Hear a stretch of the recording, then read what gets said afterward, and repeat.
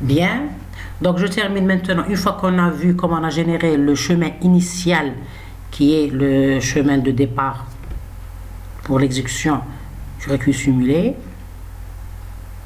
bien sûr dans le but d'arriver à un chemin optimal. C'est quoi le chemin optimal? C'est le chemin avec la distance la plus faible, la distance minimale la plus petite. Ok? Parce qu'on sait qu'on a plusieurs chemins pour, c'est-à-dire pour partir, c'est-à-dire se déplacer dans toutes les villes de dimension 1.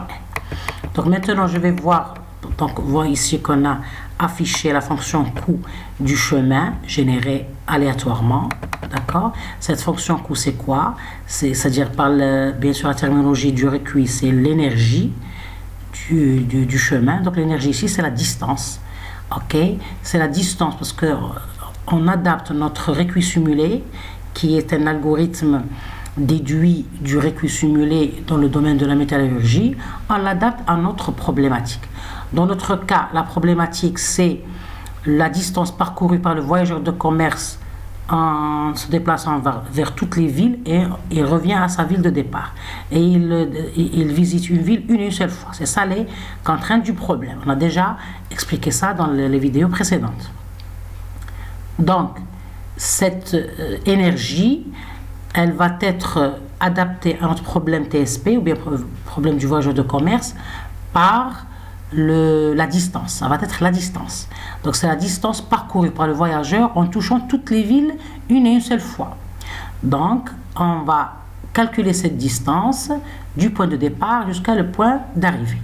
Donc cette distance, comme je l'ai déjà mentionné, va être définie ici, c'est-à-dire définie ici en Python, mais en utilisant cette formule-là. Ok? En utilisant cette formule. Bien sûr, j'ai utilisé la formule ici. J'ai deux points ici, dans un repère orthonormal. Donc, le point A et le point B. Dans notre cas, le point A, c'est la ville 1, par exemple, et le point B, c'est la ville 2. Donc, pour calculer la distance entre deux villes, je vais utiliser la formule ici qui est relative aux coordonnées de chaque point. Donc, c'est la différence au carré des abscisses des deux points plus la différence au carré des ordonnées de chaque point et la racine carrée. Donc, je vais calculer la distance entre deux points consécutivement de tout le chemin, c'est-à-dire du chemin qui contient plusieurs points. Bien. Maintenant, pourquoi j'utilisais cette formule? Parce qu'on pouvait utiliser une structure statique, c'est-à-dire fixer les distances dès le début, initialement, la distance du chemin, c'est-à-dire c'est considéré connu. J'ai utilisé cette formule pour générer dynamiquement la distance. Donc, c'est sur le plan de calcul, ça va être plus facile, et sur le plan stockage, c'est-à-dire ça va être plus dynamique. Et aussi pour me rapprocher du réel, parce que dans la réalité, chaque ville, elle est repérée, c'est-à-dire dans le Google Maps par exemple, dans une carte géographique, elle est repérée par ses coordonnées. Ok, c'est une idée, mais ça n'empêche que tout dépend de comment vos données sont structurées. Si, c'est-à-dire, vous pouvez calculer la distance ou bien la déterminer selon votre problème. Donc on peut par exemple utiliser une matrice ou bien un fichier pour fixer les distances, parce que ils sont connus, les distances sont connues. On peut les fixer dans une structure statique, dans un tableau, une matrice ou bien un fichier, ou bien même une base de données, c'est-à-dire les utiliser directement. Dans mon cas, j'ai généré dynamiquement la distance. C'est une proposition, c'est une idée, en utilisant les coordonnées de chaque point ville. Bien. Donc ça veut dire que ce n'est pas la seule idée qui existe. On peut avoir plusieurs idées pour structurer c'est-à-dire notre distance. C'est-à-dire les distances entre les villes. Bien. Donc ici, la génération est automatique en utilisant cette formule, en sachant les coordonnées de chaque ville. Donc moi j'ai généré les coordonnées aléatoirement, bien sûr, pour la définition. Donc je vais implémenter cette formule. Donc pour l'implémenter, vous voyez qu'il y a des fonctions que je vais emprunter à la librairie NumPy. Donc j'ai la racine carrée, j'ai ici le carré, j'ai la somme, d'accord? Donc je vais utiliser tous ces formules-là, mais tout en respectant la structure que j'ai utilisée. Donc puisque j'ai deux tableaux, le tableau X qui est le tableau des abscisses, le tableau Y qui est le tableau des ordonnées. Pour ne pas utiliser de tableau, je vais exploiter, d'accord, les fonctions qui sont dans la librairie NumPy. Donc parmi ces fonctions-là, il y a la fonction concatenate, c'est-à-dire concaténer. Donc pour ne pas utiliser, c'est-à-dire parcourir les deux tableaux X et Y, ça va être plus lourd et utiliser plusieurs boucles. Je vais concaténer les deux tableaux en un tableau que je vais appeler XY. Il va contenir les deux coordonnées XY en même temps. Ok? Donc je vais utiliser concaténer pour générer un seul tableau et parcourir un seul tableau au lieu de parcourir deux tableaux. Bien. Donc je vais expliquer cette fonction, bien sûr. Donc vous voyez que l'utilisation du langage Python exige à l'étudiant de connaître les fonctions de chaque les fonctions de ces librairies pour pouvoir les utiliser. Parce que malgré que l'étudiant comprenne l'algorithme et les structures de l'algorithme, mais pour utiliser ces structures, il doit utiliser des fonctions de la librairie du langage Python. Donc il doit connaître ces fonctions-là.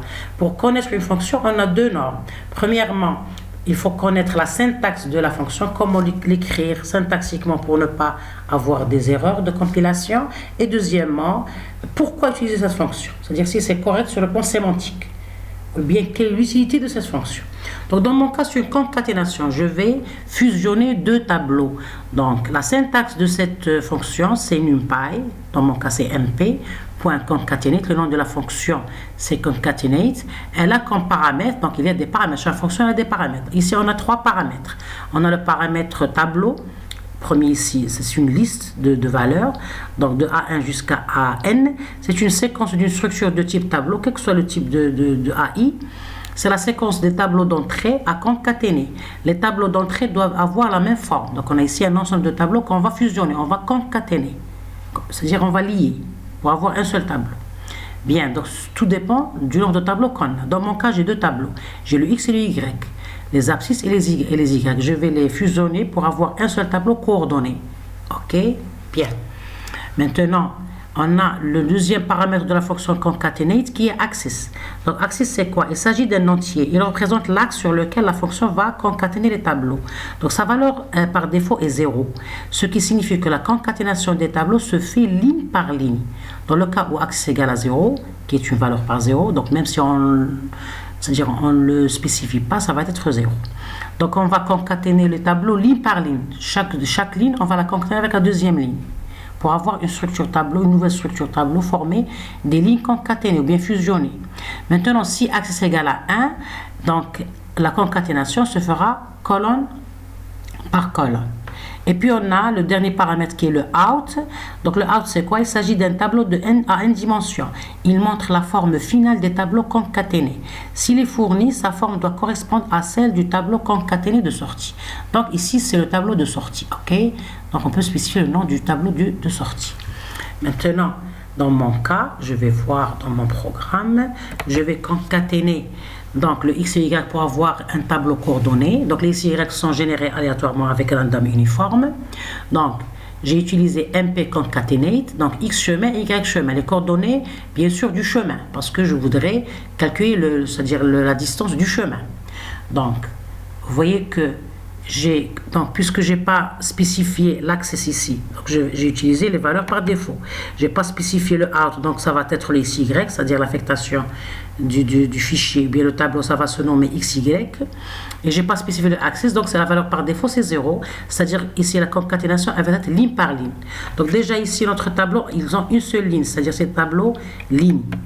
On a une seule ligne, X c'est la ligne des coordonnées, Y c'est la ligne Y c'est la ligne des ordonnées. Donc je vais concaténer les deux lignes pour avoir une seule ligne de dimension n plus 1, c'est-à-dire 2n. Ok? Donc ici, pour pouvoir voir mieux la concaténation, je vais ici afficher, je vais faire un print. Donc print x pour voir c'est-à-dire le tableau des abscisses, print y et puis print xy.